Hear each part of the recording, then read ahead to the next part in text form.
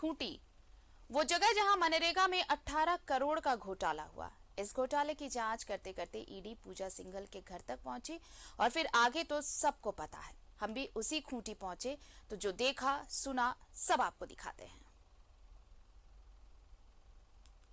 अरे हम नहीं कह रहे, अब तो दुनिया कह रही है। बहुत दूर नहीं, हम तो बस खूंटी चले गए, उस जगह जहां से पूजा सिंघल के आर्थिक गुनाहों की फेहरिस्त ईडी की नजरों में आई।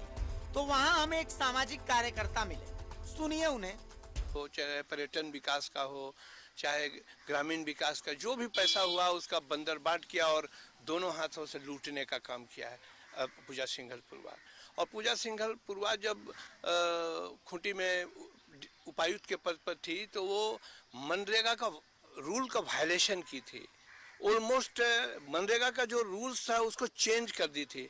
40% मटेरियल में मनरेगा में होता है और 60% मेन पावर में खर्चा होता है, लेकिन वो अपने स्वार्थ के लिए, अपने हित के लिए वो मनरेगा रूल्स का वायलेशन करके 60% मटेरियल में कर दी और 40% मैन पावर में की। तो इसका शिकायत हम महामहिम राज्यपाल से और चीफ सेक्रेटरी से किए, लेकिन कहीं पर कोई कार्रवाई नहीं हुआ। और कार्रवाई शुरुआत दौर पर हुआ भी था तो वो कार्रवाई सचिवालय के स्तर पर, राज्य सरकार के स्तर पर रुक जाएगा और किसी का सुनती नहीं थी। और जो भी काम होता था वो अपने जिद पर रह के राम विनोद सिन्हा जेई थे जो निलंबित थे, और वो किसी तरह से निलंबन अवधि में भी वो खूंटी में पदस्थापित प्रतिनियुक्त था और राम विनोद सिन्हा 2-2-3-3 जगह प्रतिनियुक्त थे और उसको पूरा चार्ज दिया था। तो हमने राज्य सरकार से ही मांग किए थे कि उपायुक्त डीसी ट्रेजरी के कस्टोडियन होते हैं और ओवरऑल सारी जिम्मेवारी उन्हीं की होती है कि ट्रेजरी से अवैध पैसा का निकासी हो रहा है। बगैर काम किए हुए पैसा का निकासी हो गया, कहीं काम ही नहीं हुआ। और उसके बाद राजेश शर्मा जब डिप्टी कमिश्नर आए तो उन्होंने पूरे जांच करवाए मनरेगा का। हमने उसको भी बोला कि और प्रपत्र का गठित होने के बाद जांच हुआ और जांच में खूंटी का जांच हुआ। इसके बाद चतरा का वहाँ भी मनरेगा का घोटाला की थी। और पलामू में तो उन्होंने कठोतिया कोल ब्लॉक का अरबों रुपया का घोटाला किया है जो उनको अधिकार क्षेत्र में नहीं था। उस अधिकार क्षेत्र में वो सीएनटी एक्ट का वायलेशन करके वो उषा मार्टिन को वो कोल ब्लॉक आवंटन कर दिया था। इन सब के बीच लोगों के मन में सवाल है कि पूजा सिंघल अकेली तो नहीं होगी, इनका पूरा सिंडिकेट होगा।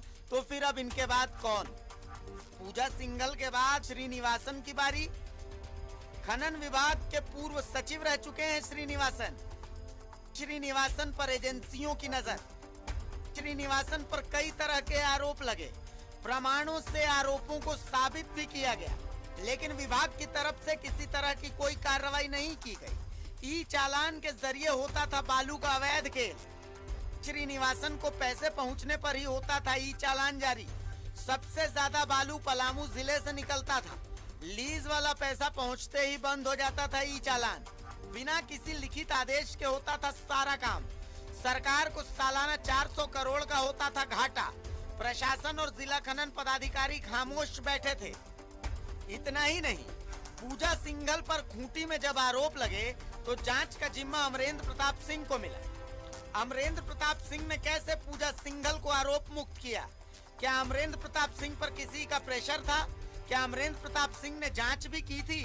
अगर जांच नहीं हुई तो अमरेंद्र प्रताप सिंह से पूछताछ क्यों नहीं मिला? और हम बोले कि सर इसमें जांच होनी चाहिए। तो आला पदाधिकारी, आईएएस पदाधिकारी, सारे लोग उनको बचाने में ही लगे। और राज्य के सबसे सीनियर आईएएस पदाधिकारी एपी सिंह साहब को जांच नियंत्रित पदाधिकारी पूजा सिंघल के किए हुए भ्रष्टाचार का के जिम्मेवारी मिली थी।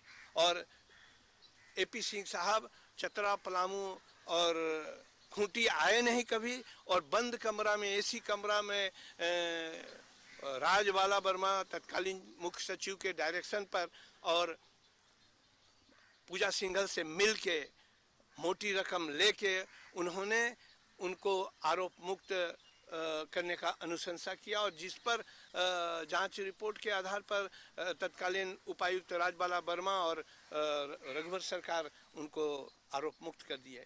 तो हमने एपी सिंह साहब से एक दिन पेयजल और स्वच्छता विभाग में पदस्थापित थे, हमने उनसे सूचना के अधिकार पर मांग किया है और उसको जांचने के लिए जब हम एपी सिंह साहब से मिले और उनसे हम जानना चाहे कि सर आप कितने दिन तक खूंटी, पलामू और चतरा में पूजा सिंघल परिवार द्वारा किए गए कार्यों में अनियमितताएं और भ्रष्टाचार के संदर्भ में आप जांच के संदर्भ में कितने दिन आप योजना का निरीक्षण करने के लिए आप आए हैं, आप उसका लॉग बुक और गाड़ी का नंबर हमें बता दीजिए। तो उन्होंने कहा कि आप get out from my chamber, अपने चैम्बर से बाहर जाने के लिए हमें बोला। अब बोला कि आप जैसे झोलटंगवा नेता को बहुत हम देखे हैं।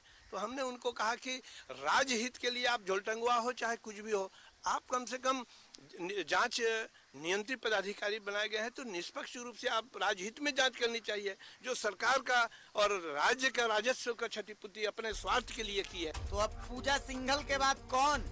क्या पूजा राज उगलेंगी? अपने सहयोगियों को बेनकाब करेंगी पूजा सिंघल?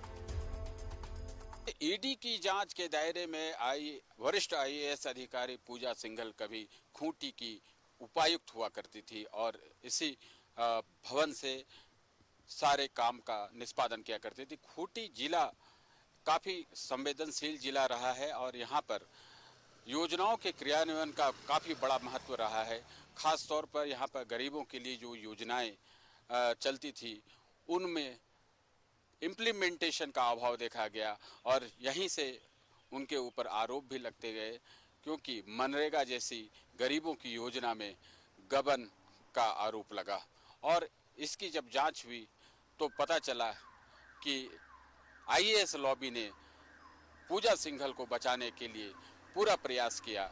जहां कहीं भी फाइल सरकती थी जांच के लिए तो वहां यह लॉबी लग जाती थी और अंततः यह सामने आया कि आईएएस ऑफिसर के माध्यम से ही जो विभागीय कार्रवाई होनी थी उसमें उन्हें क्लीन चिट दे दिया गया।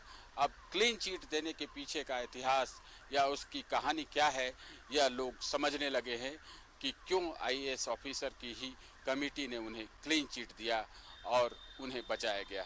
तो ये पूरी कहानी जो अब धीरे धीरे परत दर परत खुल रही है, पूजा सिंघल तक पहुंची है। पहले भी आरोपी थी, आज भी आरोपी है और ऐसे कई मामले हैं जिसकी जांच अभी होनी बाकी है। देखना होगा कि आने वाले समय में ईडी की कार्रवाई का परिणाम किस रूप में सामने आता है। कैमरामैन रिंकू के साथ राजेश कुमार, न्यूज 11 भारत, खूंटी।